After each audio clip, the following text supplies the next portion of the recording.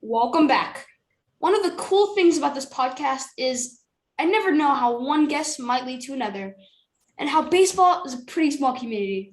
When I had the pleasure of interviewing Casey Graham of the Florence Yaws a couple months ago, he said if I reached out to my next guest, they would probably say yes. Well, turned out today's guest was more closely tied to the podcast than I expected. I am Grayson Knight, and this is Baseball Podcasts Are Fun. I've had the good fortune to speak to a lot of Savannah Bananas on the show. These fun, talented, amazing players are having times of their lives on the field and creating a lot of magic for fans in person and on social media. Today's guest is Dalton Cornett, a catcher, shortstop, second baseman, do-it-all player for the Savannah Bananas rival team, the Party Animals. But he's a lot more than that. Please welcome Dalton Cornett. Hey, Dalton, how are you? Good. How are you, buddy? Good. You ready? I'm ready. Sure. When Casey Grimm said I should contact you, I had no idea you were part of the Bananas organization. Before talking about last weekend's send-off, can you please tell the listeners about your team and your role during this spring Bananas World Tour? Yeah. So my team, like you said, the Party Animals. The Party Animals were great. You know, we were the villains of the whole thing. Mm-hmm. But it was so fun just being able to interact with everybody, with the Bananas, with the Party Animals. You know, all the players was great. So my role, pretty much, I was a catcher. Also, like you said, I played pretty much every position. So I just tried to bring the energy every night and have fun. And it was cool that I got to meet you in person on April 9th in Savannah. Oh yeah, that was a good time. We got to take you out on the field, catch some fly balls, Mm-hmm. showing you a little bit of what Savannah's about. I want to get back to the Bananas in a little bit, but I know from researching you that you come from a very, very small place, Pippa, Kentucky. Wikipedia says there are only about 470 people there. Please tell us about growing up in such a small town. All right. Well, first off, you're talking to the Mr. Pippa Passes. No, I'm playing. I'm playing with you. But no, yeah. So I grew up in the really small town, Pippa Passes, Kentucky. I lived there ever since I was born. So my dad is actually the mayor of the town. He's pretty much over at the college. So he also does the basketball and the baseball coach.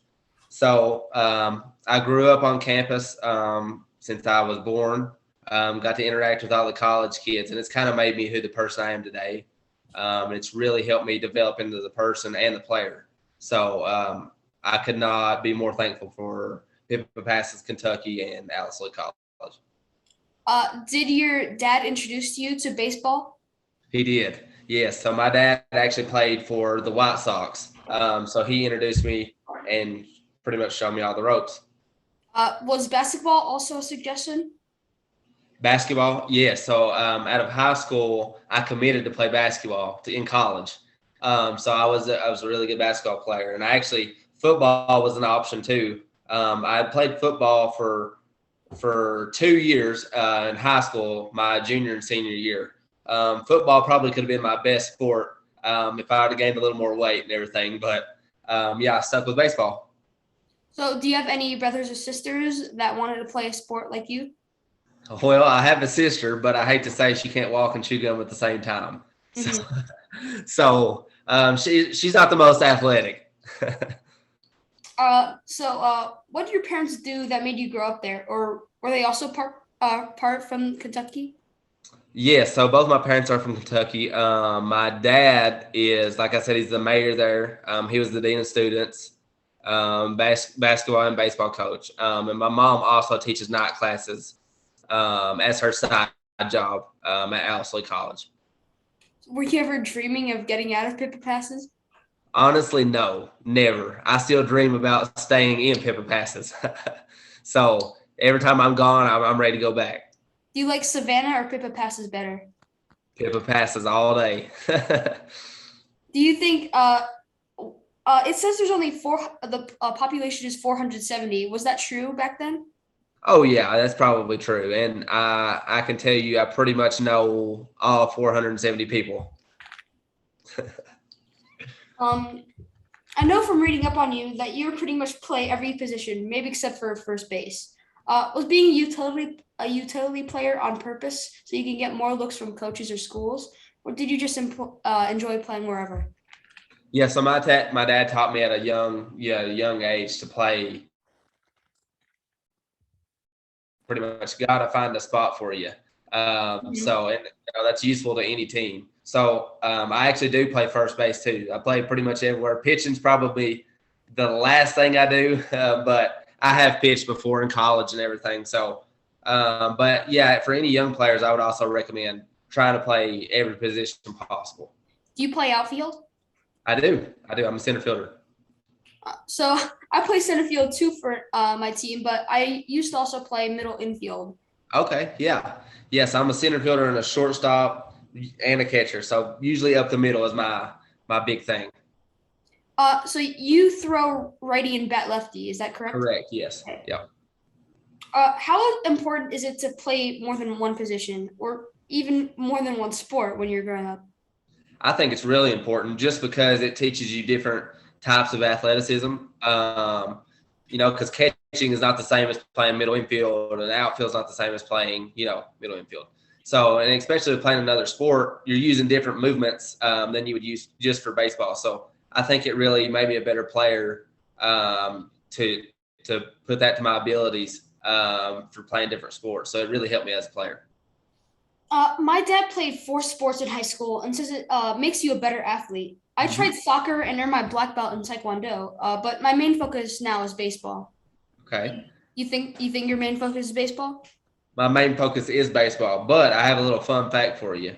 Karate was, I was pretty obsessed with karate when I was young. So I learned off YouTube. I don't know if you ever got to see me do my karate kick, but No.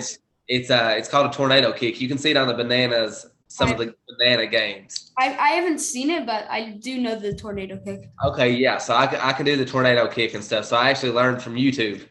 So I was a big karate fan. Did you take any lessons?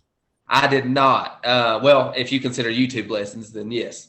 When did you know that baseball was going to be your passion? I'm gonna say when I was 4 years old, somewhere around then. I was just obsessed with it. My dad kind of just breeded it into me, so I was obsessed with it ever since I was little. I was obsessed with all sports. I always kept a ball in my hand, no matter what it was. Do you think baseball is the most fun sport? Okay, so if you're playing banana ball, yes. But I love football. I think football is really, really fun. I think, it gets, especially crowd wise, and gets you more hype than anything else. So I love the atmosphere of football. But like I said, banana ball, nothing compares to banana ball. So I'm going to have to go with banana ball on that one. Moving on to high school, what was the experience like? So I went to Knott County Central in the town that where I was in. Really small school compared to everywhere else. But my high school experience was great. I played basketball, went to the state tournament many times. Got to play football there for 2 years and baseball there. And we went to region one time in my baseball career at Knott Central. But it was a great experience. My dad actually coached our team, so it was really cool. So because it was a small town, were you finding a lot of games to play in baseball? Yes, we have a region. I'm not sure how it works around where you guys are, but we have different regions. So you have to play so many games in your region. So we never struggle with finding any games or anything like that. Okay. Um, were you the best player on your teams? I don't know about that. I'm not going to say anything about that, but we had some good players, a lot of good friends, still great friends to this day. So, but yeah, many of those guys went on to play college baseball. Uh, do you, what do you think the big difference is between high school and college ball? Oh, there is a big difference. I think the biggest difference is the refined players. Everybody's more polished. The pitchers don't miss as far. Hitters, if you make a mistake, they pretty much capitalize on it. That's pretty much the biggest difference from high school and college. Do you think it's tougher playing college? Oh, 100%. Yeah, way harder in college. Yeah. Mm-hmm. Uh, so when we met, I learned that you have your own bat company, DC3 Bats. When and how did you start that? So I started that when I was 16 years old. My grandpa was a master woodworker. So he pretty much taught me the reins when I was 16 years old in his garage. We made my first DC3 bat in his garage in a little place called Leslie County, Kentucky. So I got a logo for that one bat, and then kind of showed it around to my buddies. So they wanted me to make them one. So I started making bats just for my buddies for fun. Then it turned into a bigger process and turned into, okay, now I got one professional player that wants to swing my bats. Now I got 30 professional players that want to swing my bats, so it really took off. So now I'm at I think 33 professional players that swing my bats. So it's a pretty special moment for me. Do you use your own bats? Of course I do. Mm-hmm. I do use my own bats. Actually, I got my banana bat over here with me. Nice. I don't know if you got to see that, but super cool banana bat. Where does the wood come from? So the wood comes from Canada. I get my maple from Canada, and I get my birch also from Canada. Do you have multiple types of wood, or is it just birch and maple? Well, I do have birch, maple, and ash. I also have some bamboo, but I don't sell many bamboo. But maple actually is probably the most popular right now, maple and birch. Ash is going a little bit out of the game, but I swing maple. Do any MLB players use it? So I don't pay the MLB. I have to pay not a fine, but I have to pay money for the MLB to swing them. So I'm just in the minor leagues and in foreign leagues. So until I pay the money to MLB, the MLB players cannot use them. So I think you know that I had Paul and Cheesy of Dovetail Bats on the show before. I think his bats are good, but what would you say makes your bats stand out from Dovetail or Louisville Slugger? Okay, so my bats, it's the uniqueness. It's every player's uniqueness to that bat. They know I'm handcrafting that bat for them, so they know every little detail is going into that bat for them that I put into it. So just like the banana bat. It's green with green paint splatter. You don't get to see that a lot. Just besides jaw bats, a couple people do that, but it's each player's uniqueness that I want to build on. So their model creation. I just had another model creation for a professional player. So when they come to me and say, I want this model to have this feel, okay, I'm going to try to do that for you just to make the players happy. So I think that's one of the big differences in my company. How long does it take to make a bat? Just to turn the wood out, a machine can put it out in about a minute and 30 seconds. But for all the paint to cure and everything, you're looking at around a week and a half, something like that. Do you make multiple bats at the same time? Well, so I had to put one through on a lathe at each time, but I can paint them multiple at a time, yeah. I think my dad told you at some point we're definitely going to buy one of your bats to try out. Oh, of course, you got to. We got to make a special version. Mm-hmm. Here's something I learned yesterday. Is it true you signed to play in a minor league contract with Puerto Rico? I did. So I played in Puerto Rico. I was actually there for 2 months, and then ended up coming back home because I got my contract bought out by another team. But I played in Puerto Rico and absolutely loved it. Have you ever been to Puerto Rico? I actually was raised in Puerto Rico. Really? So we have a connection there. Okay, what part of Puerto Rico? San Juan. Yeah, San Juan. San Juan, Puerto Rico. Okay, so I was on the other side of Puerto Rico. I was in Aguada and Aguadilla, so I lived there and I loved it. Loved every second of Puerto Rico. Mm-hmm. The West Coast. I was on the West Coast, correct. So what's your team name is called the Hormigos, I think? Hormigueros, yes. Yes. Yep. What was that like? Honestly, it was awesome. Every team meeting was in Spanish and everything, but I speak pretty fluent Spanish. So it was really cool. I got to try new food. I got to see new places.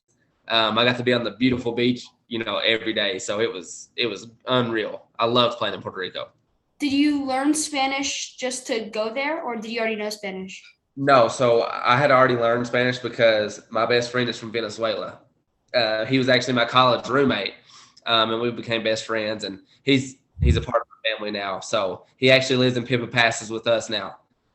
So he come all the way from Venezuela to Pippa Passes, Kentucky. So we got a little Hispanic ties in us. Are you in Pippa passes right now? I'm not. I'm in Colorado at the moment. Oh, okay. How did the Puerto Rico contract come about? That come about after my Lexington Legends season. So it was kind of funny how that worked out. I played 1 year with the Lexington Legends. NAI has a rule you can play 1 year of professional baseball and go back to school.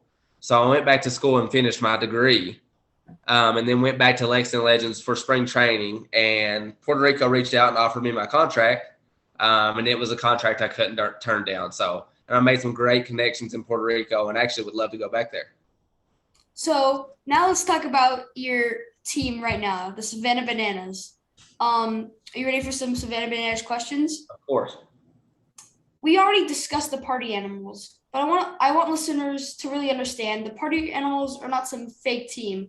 You guys have a bunch of professional ball players, and you play to win.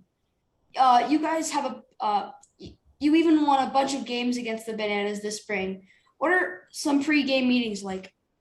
Okay, so some of our pregame meetings are pretty funny because, we're the party animals. We're supposed to be the tough guys. So they try to pump us up. They have strobe lights in the locker room going crazy just to get us hyped up.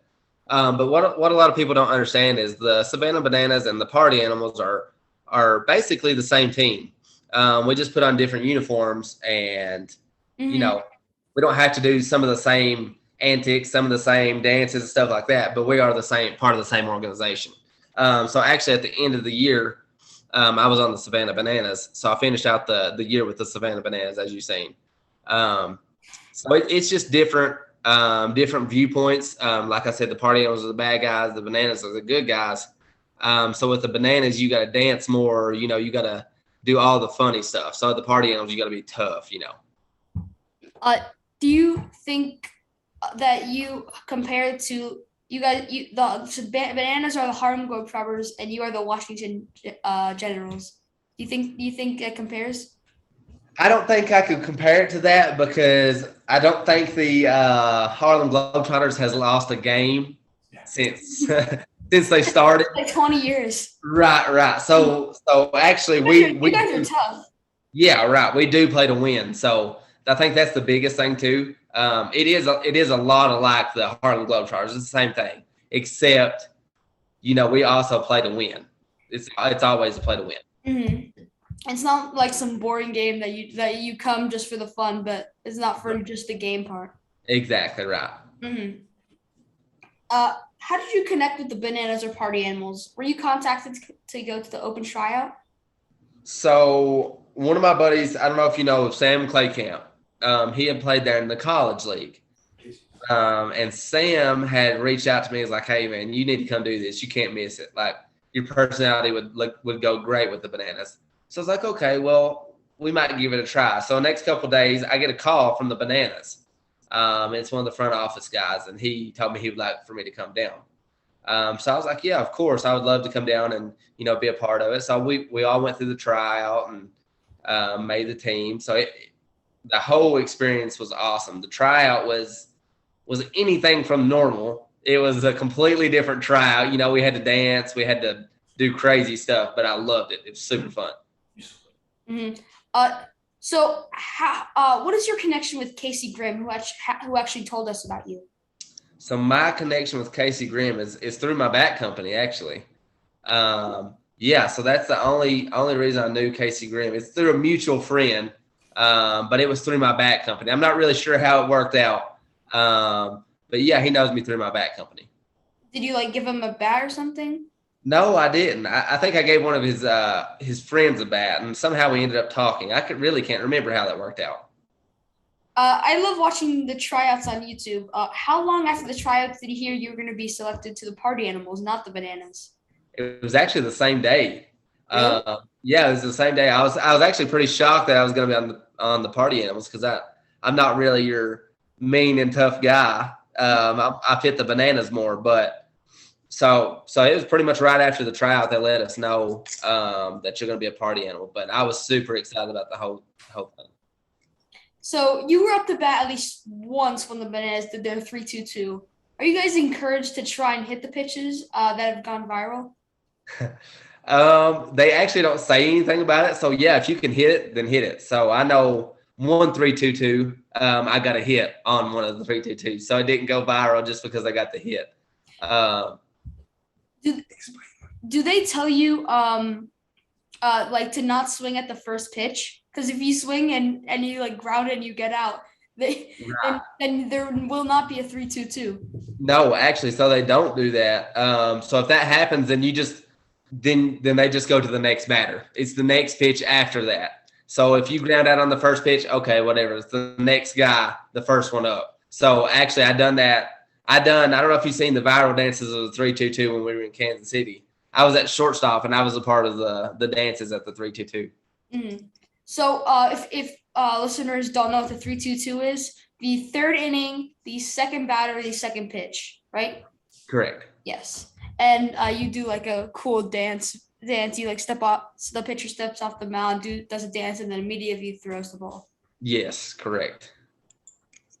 Do you guys feel bad if they get a hit? Did you feel good when you got a hit? If who got a hit? Well, you got a hit on the 3-2-2. Oh, did I feel bad when I got a hit? Mm-hmm. No, not necessarily. I was hoping it would go viral just because I got the hit off of it, but no, I didn't feel bad because they know it's part of the game. You know, you got to do what you got to do. But no, nobody said anything about it. What is your favorite part of being on the Party Animals? The favorite part of being on the Party Animals. Well, honestly, my favorite part was just making the connection with all the guys. I mean, they all turned into my brothers. So we still talk every day. So we were a really close-knit team. And then by the end of the season, we had a lot of Party Animal fans also. So it kind of just grew towards the end of the season. And every part of that experience was great. Do you like being on the Bananas or the Party Animals? I'm not going to lie to you. I really enjoyed being on the Bananas. I would have to take the Bananas over anything. Because the Bananas didn't play the Party Animals, so you wouldn't have played in Kansas City. Right. So that was pretty much the all-star team, as they call it. So it's pretty much the all-star team that went to Kansas City, or the ones that could make it. So I was lucky enough to be on the Bananas, and it was honestly probably the best 2 nights of my life. It was one of the greatest experiences I've ever been a part of. I think Ryan Cox was the regular Banana shortstop, but you got to play shortstop for the Bananas last weekend to end the tour in Kansas City. Did you have to fight for that, or was that offered by the team? Yeah, no, I didn't fight for that. It was straight up. They just pretty much told me, hey, you're going to be at short this weekend. Get ready for the dances, get ready for the 3-2-2, and let's rock and roll. So I was like, all right, let's do it. How long do you have to practice the 3-2-2? Honestly, it's not as long as you think. It took us 3 tries, and that was it. So we actually learned pretty fast. So the game was actually live on YouTube, and we watched it, and it was so fun. But it's nothing like see you guys play in person. Oh yeah, I would recommend everybody to come see us play in person, especially in Savannah. Just the atmosphere in Savannah. I mean, you was there. Just the atmosphere is unreal compared to anywhere else. Will you be back with the Bananas or Party Animals in the next year's World Tour? So I'm pretty sure 99% positive that I will be a Savannah Banana next year. Nice. Now that the tour's over, what are you doing? What are you doing now in baseball? So I'm actually flying back to Savannah on Monday. I'm going to be there for an ESPN like media day. So I'll be there for a little bit. And then they're having Banana Fest on the 24th. And I might possibly play that game on the 24th. And then after that, we're going to see what happens. I'm here in Colorado with the team right now. So we're going to see what happens after that. But I haven't really decided what I'm going to do. But all I can say is I'm very excited about the next year's World Tour. Dalton, we've made it to the rapid fire questions. You can answer with as much or as little info as you want. Are you ready? I'm ready. Barry Bonds and Roger Clemens, do they deserve to be in the Hall of Fame? Yes. And why is that? I think they still got to be able to hit no matter what. well, they still got to be able to hit and pitch, whatever they do. They still got to be able to do it, regardless of the steroids. Which banana ball rule do you want to see in the majors, and explain the rule? I think ball 4, just because it takes more walks out of the game, because you don't want to walk somebody, because it's easily pretty much you're going to give up a run pretty much if you walk somebody. The April 8th game, wasn't it a walk-off walk or sprint? Yes, it was. It was a walk-off. Yes, it was. So those of you that don't know, if you get a ball 4, you have to run around the base as many bases as you can, and all 9 players besides the pitcher and the catcher have to touch the ball. And once they do that, then they can try to tag you out. Yes, correct. Do you ever get embarrassed on the field? So I thought at first I was going to get embarrassed, and then they kind of throw you out there into it. So no, I didn't get embarrassed once I threw myself completely in it. I didn't get embarrassed at all. Everyone's doing it. Yeah, right. Everyone's doing it. So it's not only you. Mm-hmm. What is your favorite baseball movie? The Sandlot, of course. The Sandlot. It's an all-time classic. Mm-hmm. Did you have a favorite baseball card growing up? A favorite baseball card. I wasn't really a card collector, but King Griffey Jr. was my idol. So I did have one of his cards, and that was probably my favorite one. Is he your favorite player of all time? Of course he is. Yeah, I don't know if you noticed in my batting stance, but it's exactly the same as his. What has been your favorite baseball experience, either as a player or a fan? Probably the one thing I remember the most, I was young, probably 11 or 12 years old, and my dad was the college coach, and we ended up in the national tournament. We ended up hitting a walk-off to beat the number 1 team in the country. So it was very special to me, and I still remember that to this day. Was that you who hit the walk-off? No, I was a little kid. Oh, okay. Yeah, I was just watching the game. Dalton, we did it. Thanks for taking time for me and my listeners. Anything else you want to tell us? Well, I want to appreciate you guys for having me on the show. It's been a great time. So thank you so much for everything. Thank you. Thank you so much for being on the show. For sure. The Savannah Bananas and Party Animals play at historic Grayson Stadium. For ticket information for next year's Banana Ball World Tour, or to be put on the waiting list, please visit thesavannahbananas.com or follow @thesavbananas on Instagram to see all the fun and exciting videos. Also, check out the Party Animals online at their Instagram handle @thesavpartyanimals. You should also follow Dalton on his Instagram @Dalton3C. And you can help my show by subscribing to Baseball Podcasts Are Fun on Spotify and YouTube, and by following @Baseball Podcasts Are Fun on Instagram. Last thing, I am taking a break. After at least one show a week for the past 5 months and some amazing guests, I'm taking some of the time off after my Cooperstown tournament in July. Stay tuned for our new guests in season 3. Until then, I am Grayson Knight, and this was Baseball Podcasts Are Fun. Don't forget to swing for the fences. See ya!